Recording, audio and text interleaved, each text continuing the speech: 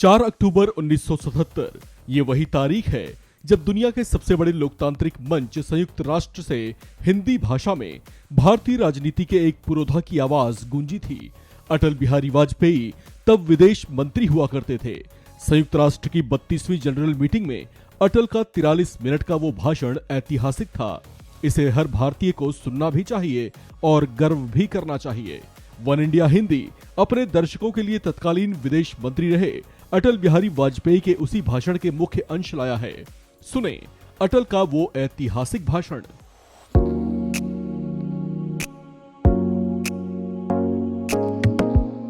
मैं भारत की जनता की ओर से राष्ट्र संघ के लिए शुभकामनाओं का संदेश लाया हूं।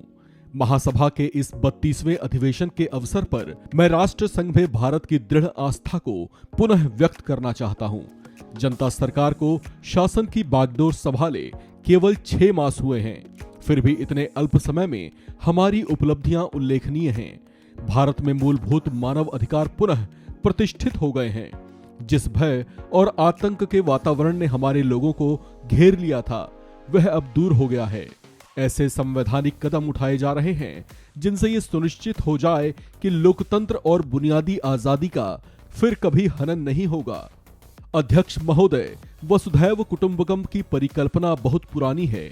भारत में सदा से हमारा इस धारणा में विश्वास रहा है कि सारा संसार एक परिवार है। अनेकानेक प्रयत्नों और कष्टों के बाद संयुक्त राष्ट्र के रूप में इस स्वप्न के साकार होने की संभावना है।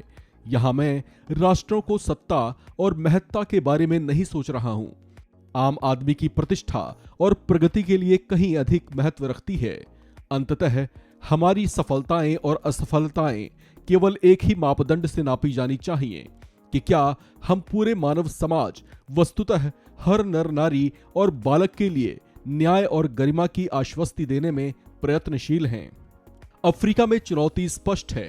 प्रश्न ये है कि किसी जनता को स्वतंत्रता और सम्मान के साथ रहने का अनपरणीय अधिकार है या रंग भेद में विश्वास रखने वाला अल्पमत किसी विशाल बहुमत पर हमेशा अन्याय और दमन करता रहेगा। निसंदेह रंग भेद के सभी रूपों का जड़ से उन्मूलन होना चाहिए। हाल में इजरायल ने वेस्ट बैंक को गाजा में नई बस्तियां बसाकर अधिकृत क्षेत्रों में जनसंख्या परिवर्तन करने का जो प्रयत्न किया है, संयुक्त राष्ट्र को उसे पूरी तरह अस्वीकार और रद्द कर देना चाहिए। यदि इन समस्याओं का संतोषजनक और शीघ्र ही समाधान नहीं होता तो इसके दुष्परिणाम इस क्षेत्र के बाहर भी फैल सकते हैं। यह अति आवश्यक है कि जेनेवा सम्मेलन का पुनः आयोजन किया जाए और उसमें PLO का प्रतिनिधित्व किया जाए।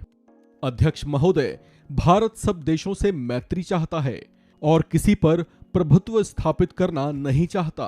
भारत न तो आणविक शस्त्र शक्ति है और न बनना ही चाहता है। नई सरकार ने अपने असंदिग्ध शब्दों में इस बात की पुनर्घोषणा की है।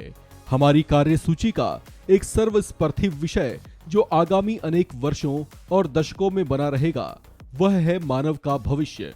मैं भारत की ओर से इस महासभा को आश्वासन देना चाहता हूं कि हम एक विश्व के आदर्शों की प्राप्ति और मानव कल्याण तथा उसके गौरव के लिए त्याग और बलिदान की बेला में कभी पीछे नहीं रहेंगे। जय जगत, धन्यवाद। इस खबर में फिलहाल इतना ही। बाकी अपडेट्स के लिए बने रहिए वन इंडिया हिंदी के साथ।